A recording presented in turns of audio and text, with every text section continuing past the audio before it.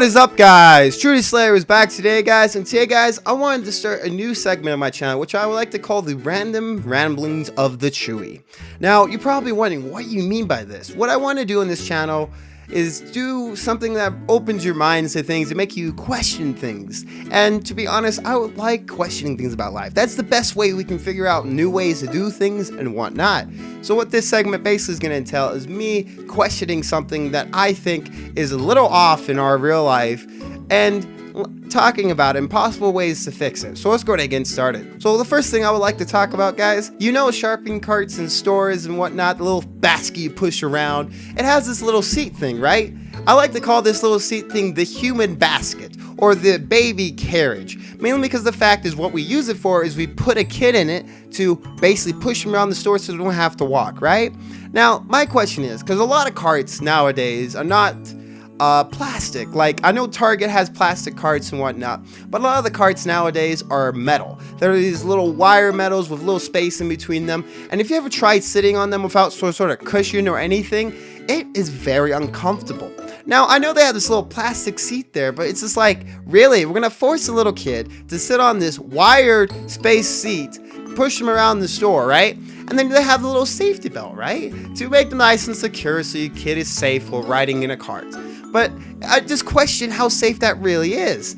And you're just like, okay, you're nice and secure. But what happens if you just went on GTA in the store? I'm not saying you would, but I'm just saying what happened with that? Be a powered up collision of carts? Would your kid really be safe in one of those little belts and the little seats? No, it doesn't really feel safe to me. Yet we're putting kids in these seats and we're like, oh, they're safe. We'll just lug them around the store. If there's a little safety belt, they'll be okay. But it just makes me question. It's like, is there safer ways to carry kids around the stores? Now, you've seen the child seats in like cars and whatnot, the little like surrounding seats they have to put in and like lock it in and whatnot. Wouldn't that be safer? Now, I know there's carts that have that in, but why don't more carts have that in? You would think that you want your kid, the most important resource, mind you, in the world to me personally is, because my mom tells me all the time, I am the most important resource because I'm the one who's going to carry on the future. Yet we're putting kids in these little seats made out of metal with little plastic folds to make it more comfortable, and then buckling them in, telling me that something might go wrong and my kid can get hurt is one thing I would think a safety belt would tell you, right? But it's like, seriously, we could make easily safer things for grocery carrying carts to carry our kids around, even though a lot of the kids we put in the carts nowadays, the little child seats, they can walk. They're like 5 or 6 years old. I know this might piss some people off, but if they're 5 or 6 years old, they should be able to walk.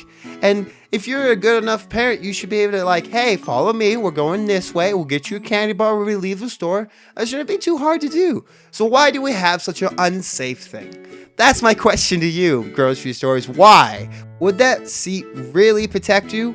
Being made out of metal and then a little safety belt? Will that really protect you? Come on, grocery stores. Now, guys, I'm going to go ahead and switch over to a different topic here. I hope that opened your mind a little bit. So let's go ahead and do a jump cut. So, guys, I've been wanting to talk about this a while. I know a whole bunch of channels have talked about this in the past, but I don't want to cover too much on it, but I would like to at least talk about it a little bit. The YouTube copyright system. Oh boy, copyright! I know, right? But it really baffles me with this copyright system is that so many people can abuse it. What I mean by abusing this system of copyright claiming is that if I make a video, I put time and effort into it, they can claim on something that is not theirs, but they claim is theirs. And what I mean by that, here's a little bit of an example for you guys, is if I have a video, let's just say it's a Let's Play, right? And you know Let's Plays is a very popular thing on YouTube. PewDiePie proves that it is, so does Markiplier. They can claim that because there's in-game music in my video, it is theirs. How is that a thing? There's been plenty of videos that are Let's Plays that has in-game music for the game. If I'm showing off the game to the public, I'm giving you free advertisement. If I put the time and effort into editing a video, I definitely have a right to it, right? You would think. And I know that they own the game and all the intellectual property. I paid them to play the game in the first place a lot of the time. But it just baffles me that companies can get away with stuff like this, even though it's been a thing for I don't know how long on this YouTube service. if a conglomerate company is nickel and diming small YouTubers, there's going to be a real challenge for any YouTubers to grow on this service, right, YouTube? Okay, we got that away. But what I would like to ask you this is, if I go to a bank and I took $100 and they didn't know I took $100 and I pretty much stole it, right? And then they can call the cops and get me arrested because I stole it, right? But a conglomerate company can claim on a video, right? And they can take all the revenue as long as that claim is on that video. And even though I dispute that claim, they get to keep all that revenue. Why? Why is that a thing? If it's a false claim, they should not get a cent. They shouldn't be able to do this, YouTube. It is theft. It is the literal definition of theft. And they should have some sort of punishment. Now, I'm not saying it should be severe, like, oh, just send everyone to prison for false claims. No, I'm saying you should have checks and balances in your system to prevent someone from doing this to a YouTuber who needs the revenue to survive.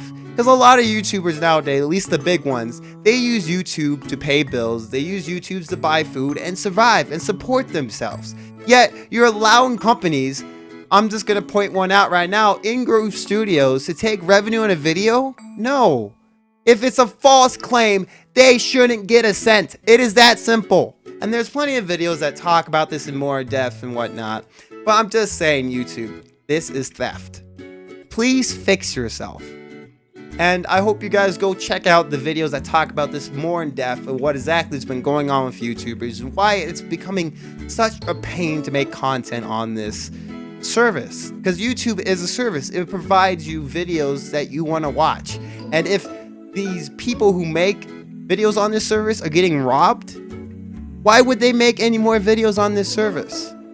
Just saying, guys, please do fix it. I would recommend like a 3-strike system, like one for a wrong line claim. Oh no, you got a strike, and if you get 3 strikes, you're out, right?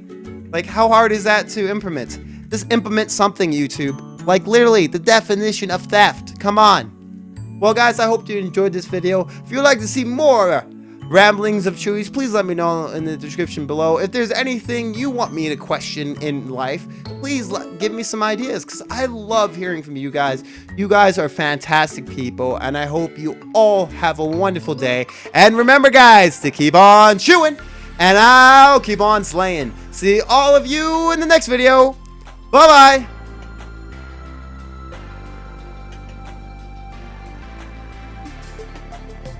What is up, guys? Chewyslayer is back today, guys. And today, guys, we are going to be getting my Punky Duke to 9 out of 10. As you can notice, I've been pumping in slime after slime into him, trying to get that skill to a 9 out of 10. And today, guys, we are going to be doing... What is up, guys? Chewyslayer is back today, guys. And today, guys, we are going to be doing a challenge today. I wanted to start this little thing on my YouTube. Why is my color so bizarre in my Spartan right now? I do not know what happened. But, guys, what we're going to be doing today is we're going to be doing this thing called the Quiz Master.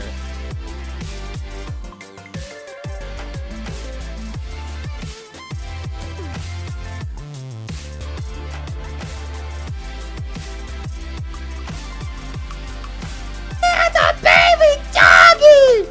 Oh, look at her. Oh, the kisses. Oh, you love the kisses. Oh, you love the kisses. You give her the kisses. Oh, aren't you lovely little one first? That's your dog. That's your dog. No more kisses. No, I said no more.